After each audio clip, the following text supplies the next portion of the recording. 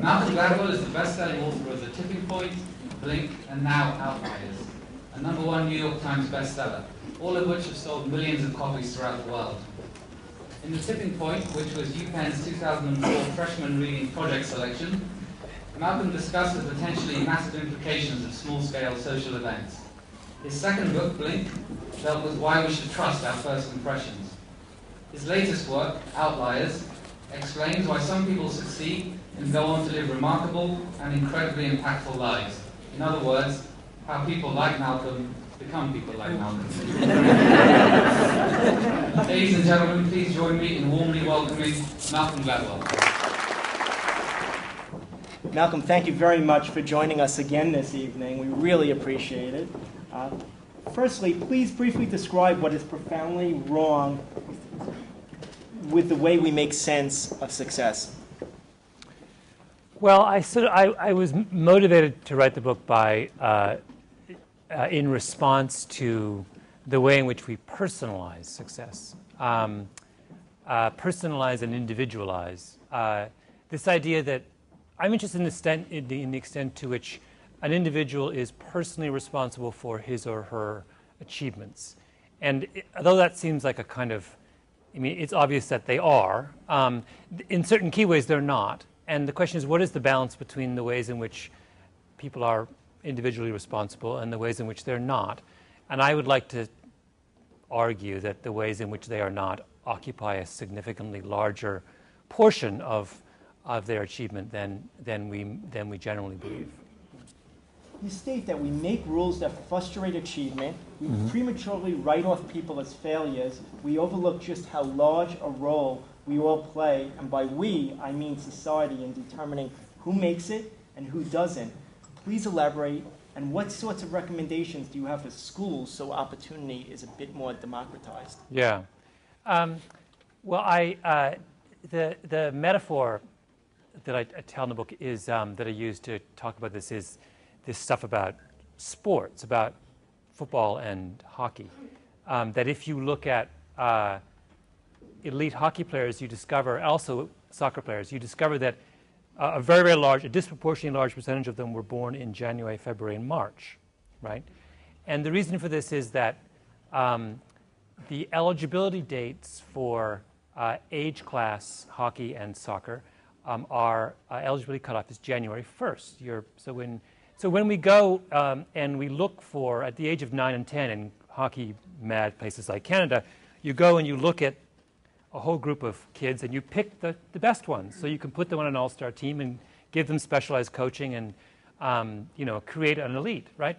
Well, when you look at a group of 9-year-olds and you pick the best hockey players, you're not picking the best ones, you're picking the oldest ones, right? Because at that age, difference between being born in January and December is enormous. So what we do is we collect all the oldest ones, think we're collecting the best ones, give them access to specialized coaching, extra games, all kinds of special opportunities until 7 and 8 and 9 years later, they actually are the best. Right? So we have created an elite, not because that elite had any kind of special, unique talent to begin with, but simply because we had an arbitrary rule which gave them privileged access to a set of opportunities that made them who they are.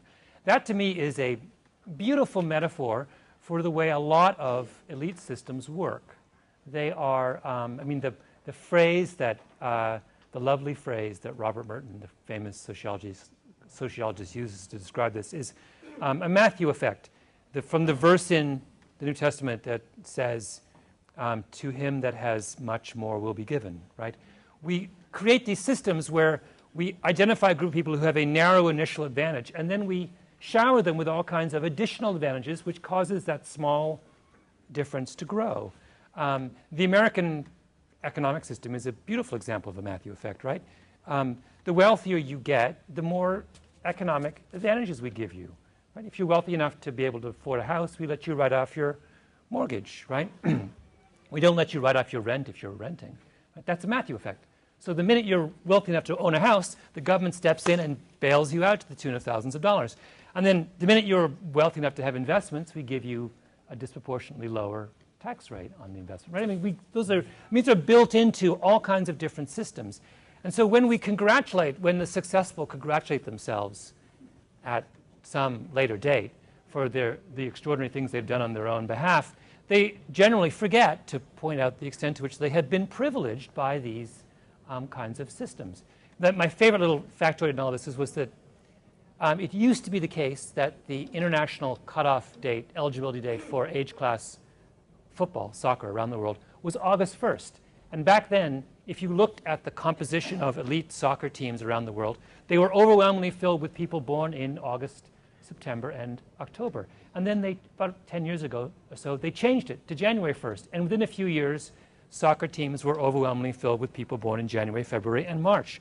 The whole structure of international soccer is an artifact of where we choose to put the birth date, right? So if I was head of the International Soccer Federation and I had a child born on December 1st who I dearly wanted to become a successful soccer player, I would stack the deck in favor of my child by moving the eligibility date to December 1st, right? I mean, let's just be honest and frank about the extent to which these kinds of utterly arbitrary rules structure advantage and create lasting differences in the ability of certain people to achieve. Very long answer to your question. No, it's an excellent answer. One or more people talk about selection, streaming, and differentiated experience. And please describe how someone's date of birth might play into them being at the top instead of soccer and football at the top of their academic class. Yeah, so the same thing, if you think about what I've just been talking about with sports, we do exactly the same thing when it comes to kids in school, right? We go in, so the reason we have this weird situation in sports is that we start at a very early age, identify a so-called gifted population, and give that gifted population access to unique and special opportunities that speed up their development. We do the same thing with so-called gifted kids, right? We identify a group of children who we believe to be intellectually superior at the age of 9 and 10, yank them out of the normal school system, and give them a privileged set of opportunities, better teachers, smaller classrooms, and lo and behold, they turn out 5 and 6 years down the road to be better students. Right? Now, is it because we were successful and accurate in identifying a uniquely skilled population in the beginning, or is it because we created that superiority by virtue of giving them access to privileged opportunities? Right? And also, if you look at you'll see the same age biases in gifted programs. If you have a school system that has an eligibility date of cutoff date of September 1st, your gifted program will be full of kids born in September, October, and November. Why? Because just like physical maturity, intellectual maturity at that age is very strongly a function of how old you are, right? Now, why this has not occurred to people running gifted programs, I don't know. But you can see we've got beautiful economic data that shows that kids who are in the youngest cohort in their age class in schools are something like 10% less likely to go to college, 10, 15 years down the road. In other words, these kinds of biases that we build into the system very early on continue to reflect and diminish achievement a decade later. Right? We're not playing games here. We're actually talking about something that has a very real effect on achievement. Sounds like President-elect Obama should have chosen you as Secretary of Education. Well, there are many much more. No, I got one idea. I mean, this is, I think the American educational system is in need of many more ideas than that one. Please describe your 10,000-hour rule and how it might apply to some of the most successful Hollywood agents. Hollywood agents. Well, the 10,000-hour rule is just this observation that's been made by psychologists that almost without exception, it appears to be impossible to achieve a level of excellence in any cognitively complex task without first putting in 10,000 hours of practice. So you can look at any number of different fields and look at the best people in that field and ask yourself, how long did they have to immerse themselves in that field before they became good? Right? So when we look at chess players, grandmasters, there's only been one grandmaster in history who achieved the level of grandmaster without playing 10 years of chess. 10,000 hours in 10 years are roughly the same. It's like 4 hours a day for 10 years gets you 10,000 hours. The only person in history to do it in under 10 years is Bobby Fischer, and he did it in 9 years. Right? You can't find, almost impossible to find a classical composer who composed a truly great work without first composing for 10 years. Right? So even Mozart, who we think of as the poster child for precocity, he doesn't do his first really great work until he's 22 or 23. I mean, really transcendent stuff. And after, at which point he's been composing for 12 or 13 years. He is actually technically a late bloomer, believe it or not. And only, it's so interesting because, of course, the story we tell ourselves, Mozart is always presented as case study number one in this notion that genius springs, perfectly and beautifully from out of the mouths of babes. Nonsense.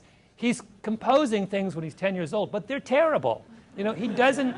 It takes him, like anyone else, a long time to be good. And what's interesting about that notion is that it suggests, I think, that we are far too impatient in the development of talent.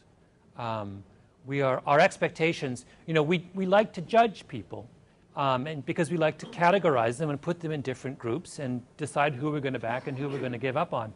But I feel like that process, once you understand the 10,000 hour rule, I think that you come to the conclusion that we do that kind of categorization much too quickly.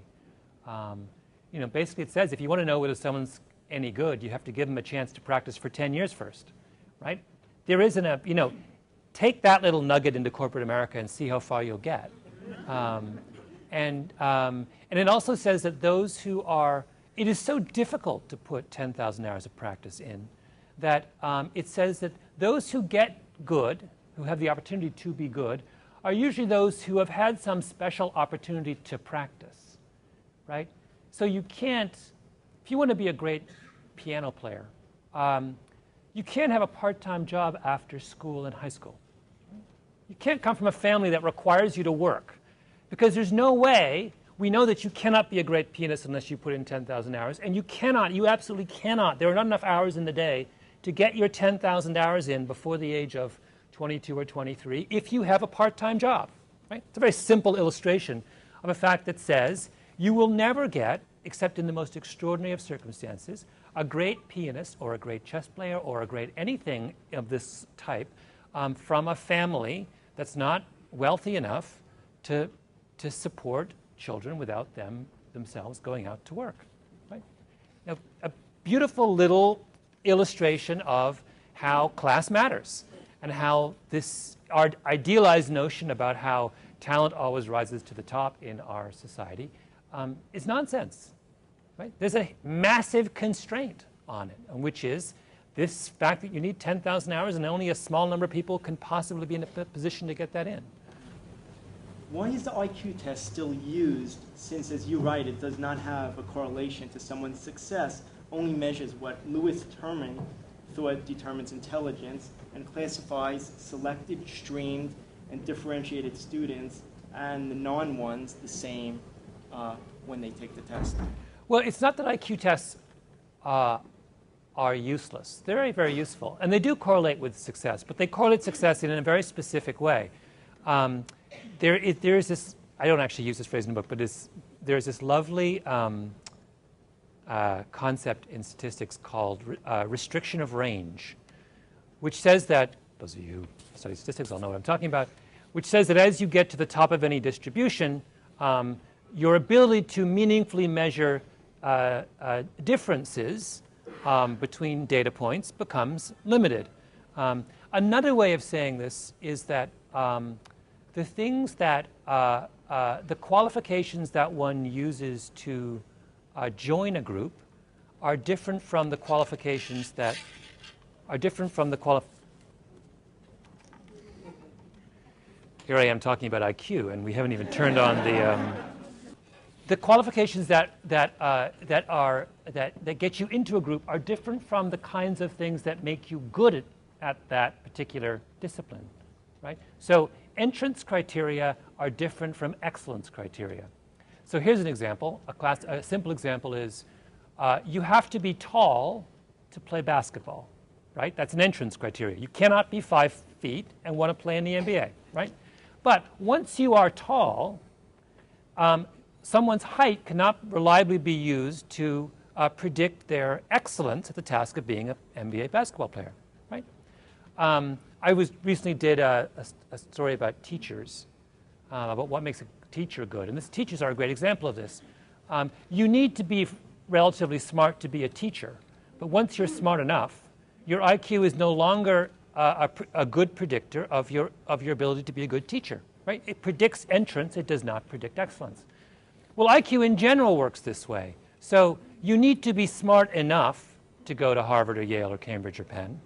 But once you are smart enough to get in, your IQ is meaningless as a predictor of your performance while you're there. So this is, in fact, has led a number of very, very smart people to suggest that the ways in which Ivy League schools, for example, and this is a favorite hobby horse of mine because I didn't go to an Ivy League school and many of you did, so it's a wonderful opportunity for me to sort of get on my high horse.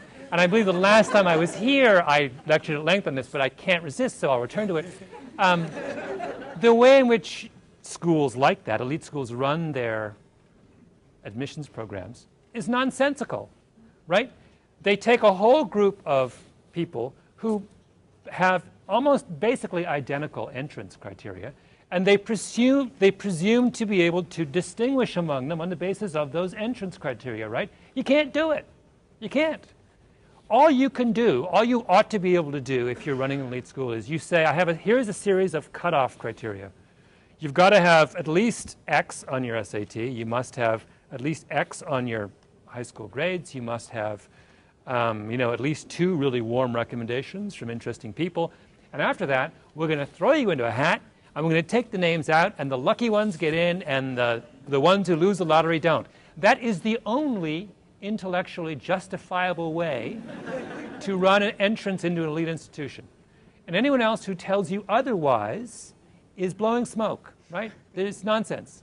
This is anyway, I could go on and on. But so it says that it's not to say that IQ is useless, it is only to say that IQ is of limited use in the prediction of excellence. And that was sort of one of the points I wanted to get at, because we are, of course, even though we routinely claim not to be, we are infatuated with IQ simply because we love the idea that this number is meaningful. But in fact, it's of a limited meaning. Furthering that point a little more, the one story from the book that I will ask you about this evening is a different path that Chris Langan and Robert Oppenheimer took. Please very briefly describe who Chris Langan is, what he is doing, and why his path is so different from Oppenheimer, who attempted to murder his professor but became famous. Yeah. Well, you've given away my punchline. But this very point, I tell the story in the book about this guy named Chris Langan, who is believed to be the person with the highest IQ in maybe the world, certainly America. And his IQ is, it's impossible to tell. When you get into the upper ranges of the IQ test, of course, the IQ test ceases to become useful. So you have to develop, for people who score really high, you have to develop like super IQ tests. And then out of them, you develop an even more extravagant IQ test. It's like it's like Russian dolls. And then in the end, you have this kind of super, super, super IQ test. Anyway, this guy got like 19 out of 20 on the super, super, super IQ test. So he's for much of his life, he's been a bouncer in a bar. So the question is, how is it that the guy with the highest IQ that we've ever seen, he's got 40 points on Einstein, for goodness sake, right? How is it he's a bouncer in a bar? So I was trying to, the reason is, of course, that once you're past a certain point of smartness, probably an IQ of 120, all those extra IQ points don't matter. It's the same thing we've been talking about. It's an entrance criteria, not an excellence criteria. And so I thought it would be really fun to compare him. And I tell the story of his life, and his life is really interesting because he gets a scholarship to college, and he drops out for the most kind of bizarre and totally hard to understand reasons. His scholarship gets screwed up, and he can't convince Reed College, where he's going, to let him stay, and so he drops out, and he never actually gets his BA. And this man, who by rights should have gotten like 4 PhDs and published 1,000 scientific papers, ends up as a bouncer in a bar in Long Island. And so I decided to contrast this to the story of Robert Oppenheimer, who is a similar kind of child, one of these 1 in a billion kids with a super, super high IQ, and everyone thought he was a genius. But he doesn't grow up as Chris Langan did in this kind of very poor, impoverished background. He grows up on Central Park West, and he goes to ethical culture, and he goes to Harvard, and then he goes to Cambridge. And when he also, when he's in college, encounters a difficulty. Only his difficulty is not that they screw up the paperwork on his scholarship. His difficulty is that he tries to murder his tutor at Cambridge. And what happens to Oppenheimer when he tries to murder his tutor at Cambridge? He talks his way out of it. They give him probation, and the punishment is he has to go down to London and see a Harley Street psychiatrist once a week, right? So here's this wonderful, little comparison. The super brilliant kid who gets drummed out of Reed College because his paperwork gets screwed up, and the super brilliant kid who tries to murder his tutor. By the way, not just any tutor. This guy Blackburn or Black something, who goes on to win a Nobel Prize later. So he tries to murder a future Nobel Prize winner. And what happens to him? He goes on to hold the single most important government job of the 20th century, right? The Manhattan Project. So that's all about, that has, at this point, we are so far beyond IQ, and we're talking about other things. We're talking about your ability to negotiate your social surroundings and to get your way in the world. And so that whole chapter is all about the importance of class, because the argument there is that Oppenheimer was taught how to get his way and negotiate his way out of trouble, because that's what you learn when you grow up in an educated, wealthy family on Central Park West. That is the gift that upper middle class parents give to their kids. And that is the thing that is notably lacking from the upbringing of children who grow up on the other side of the tracks. And that's another one of these impediments that we don't want to talk about, and I think that we have to acknowledge if we're going to do something about or help those on the other side of the tracks to achieve. What is the difference, you briefly described it, but what is the difference between practical and analytical intelligence, and why has practical intelligence served Steve Jobs so much better than the analytical intelligence of thousands of people at competitive corporations? Well, practical intelligence, so here we're getting into sort of this whole, there's recently been a great deal of interest in this notion, with emotional intelligence is a kind of subset of this, and we have become aware that when we look at people who are very, very successful in their careers, they do not fit the profile of those who are very, very successful at school, right? So we're becoming increasingly and painfully aware that performance at academic tasks is not the most useful of predictors of performance in the real world. Now, we kind of knew that all along, right? But we go through these periods of conveniently forgetting that fact. Jobs, I don't know whether Jobs, Jobs is I don't actually talk about Jobs, and haven't in my book, nor have I thought about him to any great extent. He's clearly a wonderful example of something. What he is a wonderful example of, though, I'm not sure. I do have a little moment in the book where I talk about how so many people in Silicon Valley, how it's so weird that so many people in Silicon Valley were all born in 1955 or thereabouts, which is a sort of generational effect, that to have come of age in the mid-'80s, to be 21 in 1987 or 6, I'm sorry, 1976, is a wonderful thing, because 1976 is the year the personal computer kind of comes of age, and you want to be 21, right? And so Gates and Jobs and Bill Joy and all these characters, the guys at Sun Microsystems, they're all born in 55. Eric Schmidt at Google, and that's not a coincidence. So that's a kind of an additional advantage that we don't sort of think about. So he has that going from him, and he also has, Jobs is born in Mountain View, or not born. He's raised in Mountain View. My favorite story about Jobs is, as a kid, he hangs out at all these flea markets in Mountain View. Mountain View is, of course, the epicenter of Silicon Valley, right? And a flea market in Mountain View in the 70s, and the late 60s, is not where they sell, you know, bad oil paintings and clothes from the 40s. It's a place where they sell computer parts.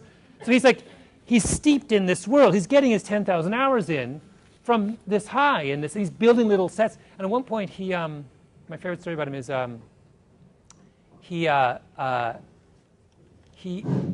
it works. He's trying to build some little gizmo in his basement, and he can't find a part, and so he calls on the phone the guy down the street, who he's, you know, one of his neighbors, and that guy down the street is Bill Hewlett of Hewlett and Packard, right? So you know, this guy doesn't come from anywhere, right? I mean, it's another example of how excellence is grounded in specific environments. And Bill Gates, if Bill Gates grows up in if Steve Jobs grows up in the middle of Montana, he's not the head of Apple, right? You have to have that. He's from Mountain View, and that matters. In this very, very, in fact, I saw a documentary on Steve Jobs, and the first thing out of his mouth, which is interestingly was the first thing out of Bill Gates' mouth when I interviewed him for my book, and the first thing out of his mouth is, "I am the luckiest guy in the world." And that's what he means, that he was lucky because here's a computer pioneer who's born in the town that invented the computer, practically, not really, but that invented that was the epicenter of computing in the 1960s and 70s, and where Bill Hewlett and Packard are down the street, right? And that's of incalculable importance in understanding, you know, why he is who he is. What was your unique opportunity that you attribute as your tipping point? Was it your 10,000 hours at the Washington Post and New Yorker, and your unique and wonderful parents, Graham and Joyce? What was my... Well, I did get... I mean, I have the 10,000 hour thing really resonates with me because I spent exactly 10 years at the Washington Post, and when I started, I was not a very good writer and not a very good reporter, and when I left, I had learned those two skills. And there is no more, I mean, when people talk about 10,000 hours, they use this wonderful term called deliberate practice, which says that it is not enough merely to do something for 10 years in order to be good. It must take the form of deliberate practice. In other words, it must be a kind of intensive, feedback-rich, mentor-filled, highly kind of intensive environment, right? It's playing the piano with your, you know, 70-year-old piano teacher from Vienna standing over your shoulder, rapping you on the knuckles when you make a mistake.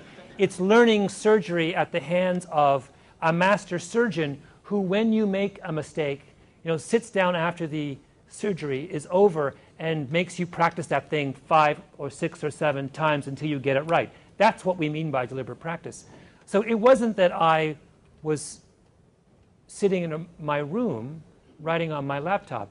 I had this extraordinary opportunity to be at an institution where I was surrounded by incredibly expert role models, where, for goodness sake, Bob Woodward's desk was 10 yards from my own in the newsroom of the Washington Post, and where my editors were people who had been working in newspapers for 30 years, and if you did something wrong or dumb or ill-formed, they rapped you on the knuckles, and you couldn't go home until you got it right.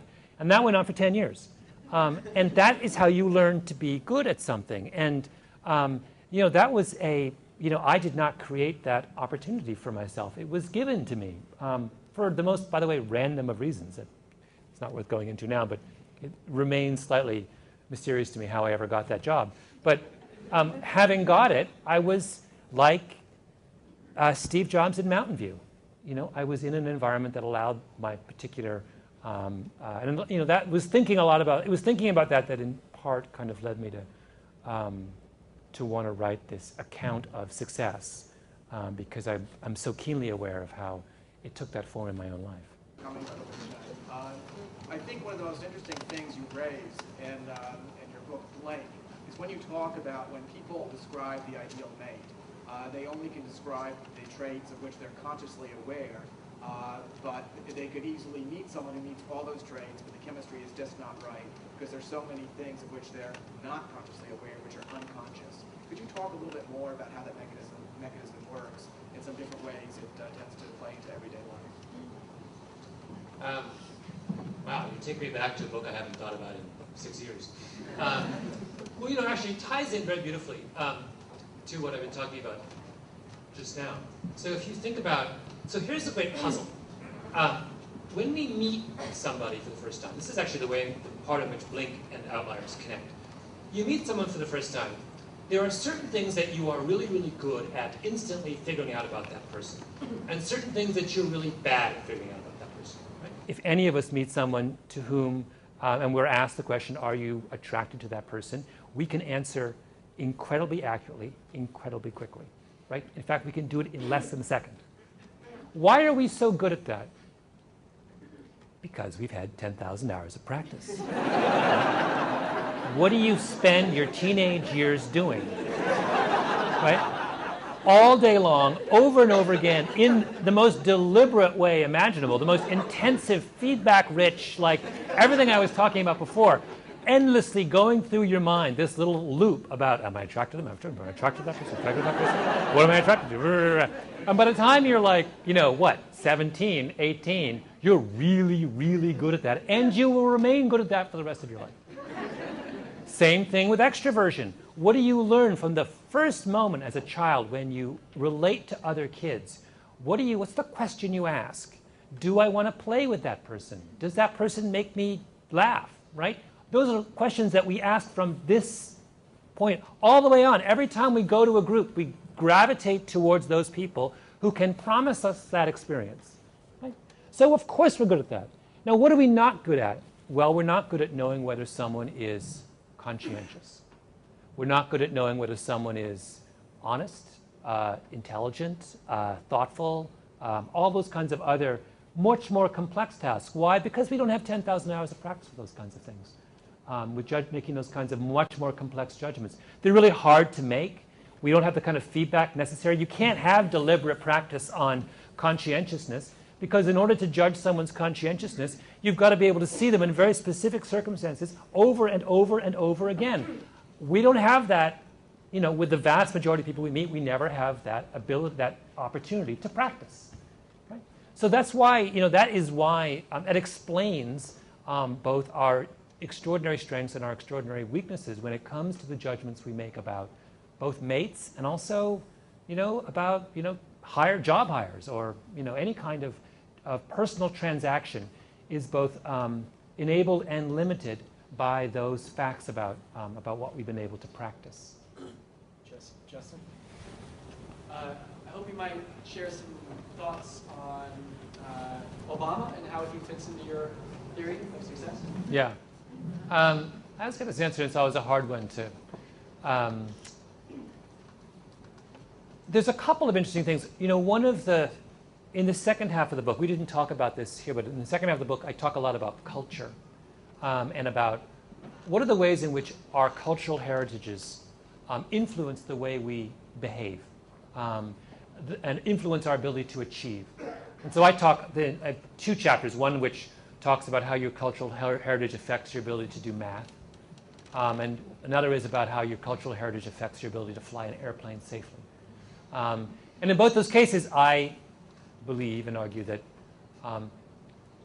almost nothing is more relevant to the discussion of what it takes to be good at math and what it takes to be a good pilot as the cultural background of the math student or the pilot.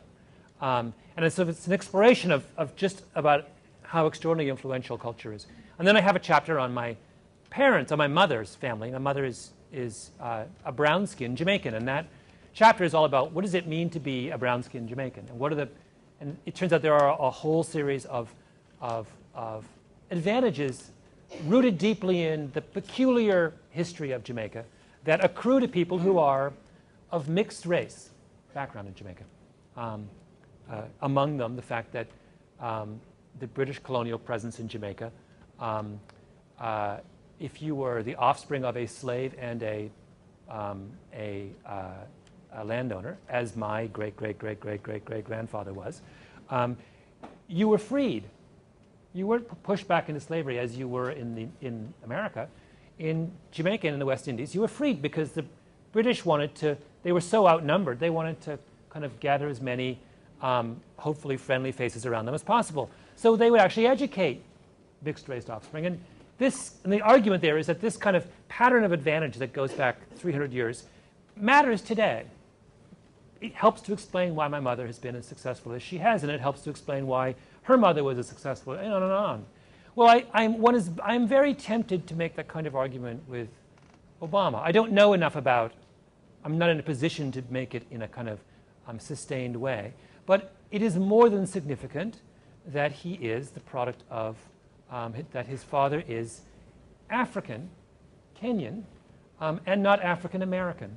And I don't mean that in any way as a way of denigrating African Americans and and holding up Africans. I'm simply saying, look, these are two profoundly different cultural heritages, and once we are honest and open and acknowledge that our cultural heritages matter, we have to. I think we have to say, look, surely it is significant that this man comes from this particular kind of background and was not, as a result, saddled with so many of the particular and, I think, exquisitely meaningful burdens that come with being an African American. Along the same lines, I've always thought it was, well, no, I'll stop at that. But it's a difficult thing to discuss in a kind of open way. But I think it's worthy of consideration. Yes. I haven't read Outliers yet, although I intend to. So when you were talking today about IQ versus luck, can you make luck? Well, society can make luck. So the question was, can you make luck? Individuals can't make luck, but society can. So when to go back to that example of hockey, and we choose the January 1st cutoff date, and so we then bestow luck upon kids born in January, February, March, right? We could, if we wanted to, create a system that bestowed a lucky break on anyone who wanted to play hockey. We could have 3 parallel hockey leagues, one for kids born in the first 4 months of the year, one for kids born in 4 through 8, and one for kids born in 9 through 12, right? That would be a way in which we could even out the distribution of opportunity. We choose not to do that for reasons that I don't understand. We could simply do the same thing in, right now in a school system, kids who are the relatively oldest in their elementary school class are given luck. We bestow a lucky break on them. If we wanted to, we could have 3 parallel streams in elementary schools divided up by month of birth, right? A real simple way to even out luck. So that's something that as a society we can address very easily. But if you're the kid who's born in December in the January 1st cutoff date grade 1 classroom, there's nothing you can do, right? It reminds us that our overemphasis on individual responsibility for achievement is a way of evading responsibility for our collective efforts on behalf of success. Yeah. Thanks, Malcolm. Thanks for being here. How do you square your theory of 10,000 hours and that experience matters enormously in determining ultimate success and ultimate mastery of something with the notion held by many employers that, look, I don't care about experience, what I hire for is temperament. What I hire for is personality, not experience. And if I put it my point of that, as a personal example, in hiring an executive assistant, I care less about someone who's been an executive assistant for 10 years, 10,000 hours, and more that they worked in a bar, know how to handle people, and can handle the telephone calls that are coming in.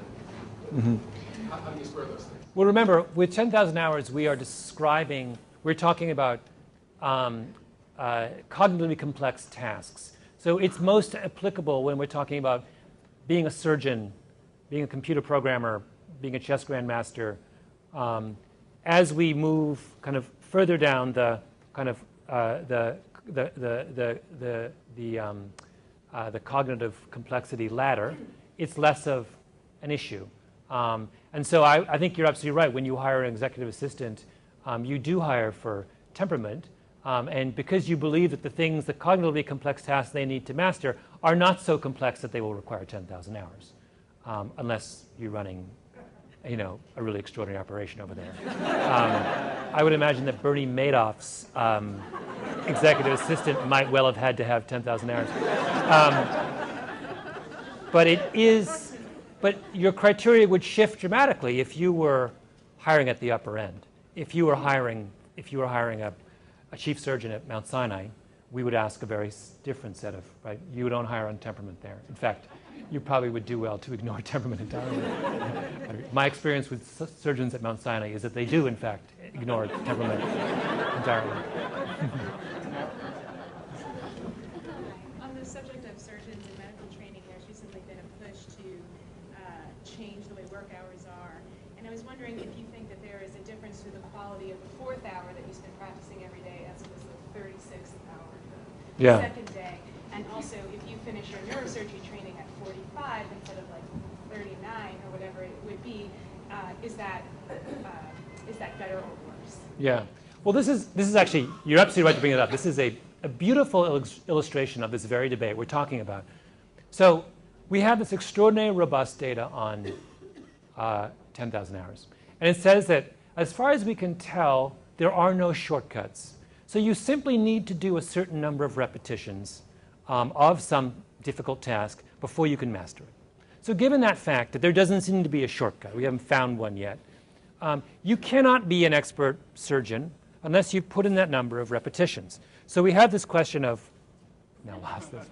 We have this question of how do we choose to get those, to structure those, that necessary minimum number of repetitions? Do we want to do it where you stay up 36 hours in a row, or is there a way that is a better way to do that? Now, that is a kind of that is a question that is that demands a kind of careful experimental analysis. I don't know whether we know that. I mean, a surgeon, having never stayed up for 36 hours in a row, I have no idea how good my learning ability is in the 36th hour. But certainly, given the fact that you've got to get a certain number of reps in, there's no way around the onerous nature of medical training. But the question is, is there a way to, is there some kind of balance that we can strike between the necessary number of reps and a humane learning environment? Like, that's the issue. There's this interesting thing about class advantages, which is class advantage is a U-shaped curve, right? So it sucks to be at the bottom. It gets better as you come towards the top. But when you're at the very top, it sucks again, right? In fact, this gets, so I always think this, it's like there's a matrix. There are advantages that are advantages. There are advantages that are disadvantages. There are disadvantages that are advantages. And there are disadvantages that are, I've forgotten the last one. Whatever, you know what I'm saying. So if you are Warren Buffett's kid, that's an advantage, that's a disadvantage, right? Because if you're so rich that you have no reason to ever, like, it's really hard to put in 10,000 hours, for example, if Daddy has $20 billion, right? It's a lot easier if Daddy has $200,000, right? In fact, Daddy probably has to have $200,000 if you're going to get that kind of 10,000 hours in. So you have this, depending on where you are in the curve, you can either be richly advantaged, or it can sort of spin around and start to hurt you again. And there's this lovely strain. This idea is really big in the 19th century. In the Henry Ward Beecher, who was a very famous preacher in 19th century New York and had a very wealthy congregation, after one of the devastating financial crises of, I think, the 1870s, he addresses his congregation of wealthy Wall Streeters, and he says to them how lucky they are that their children will have a chance to escape the enervating effects of wealth. He was delighted. He thought that it was the best thing possible. The children of these potentates should be free of the yoke of economic advantage and should have to kind of, actually work for a living. There's something to that.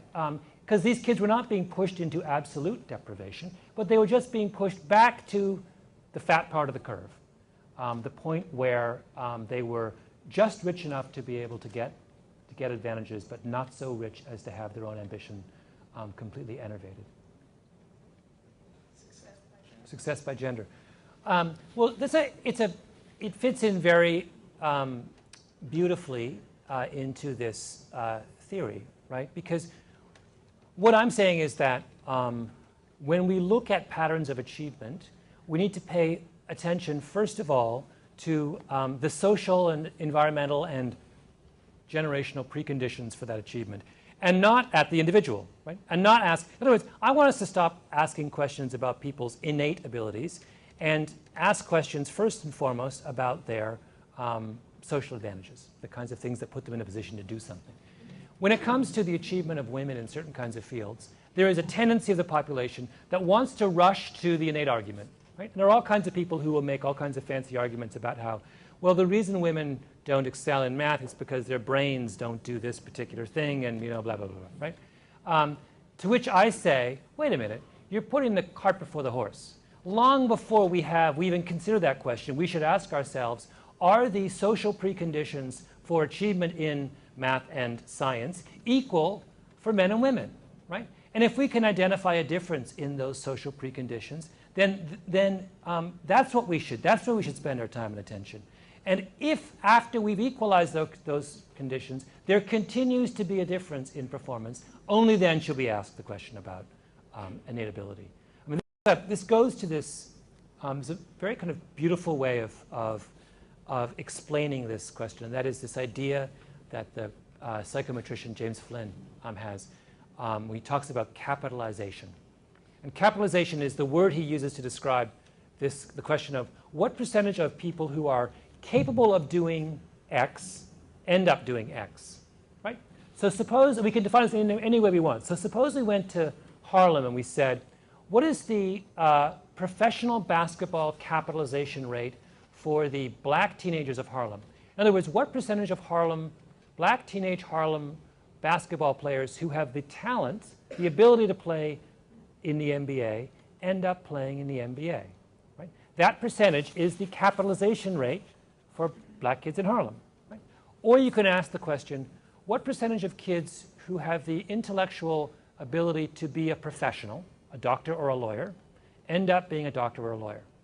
And Flynn does this really wonderful work where he shows that the professional capitalization rate differs enormously by ethnic group. So among the ethnic group with the highest capitalization rate for the professions are Chinese Americans, who have a cap rate of 78%, which is astonishing. It says that 78% of all Chinese American immigrants and their children in America who have the brains to be a doctor or a lawyer become a doctor or a lawyer, right? That is an extraordinary achievement. It says that within that community they have managed to exploit their intellectual capital to a degree that almost no other group in human history has ever done, right? It's a powerful and beautiful thing that we should learn from. The same number for white Americans would be, I think, is in the 50s, and the same number for African Americans is probably in the teens, right? And that says, so we're not talking at all about the native levels of ability in all those different groups, right? We're completely uninterested in it. All we're interested in is how good are you at exploiting the talent that you've got. And what we see is there are enormous differences from group to group, right? So another great example of this is Kenyan distance runners. You go to the World Cross Country Championship next March. The first 10 people across the finish line will be Kenyan, right? Or Ethiopian. And some people say, oh, that's because they're innately better distance runners than Westerners. To which I say, nonsense. What that says to me is their capitalization rate for distance running is probably 99%. They have found and exploited the talent of every single young Kenyan or Ethiopian who wants to run. our capitalization rate for distance running in the United States is probably 1%, right? I mean, within this room, there may well be people who have the talent to be a world-class distance runner who have never run a step. So we can't even begin to talk about whether they are innately better than us until we have a capitalization rate that's equal to theirs, until we have social structures that are in place to allow us to see how much talent we have, right? And that is the, so the capitalization rate for female scientists in this country is a fraction of what it is for male scientists. That's the appropriate way to think about that question. Ladies and gentlemen, there's going to be a reception in the back with drinks for everybody, and Malcolm is going to sign books and interact with people. So please join me in thanking him for a brilliant and entertaining speech.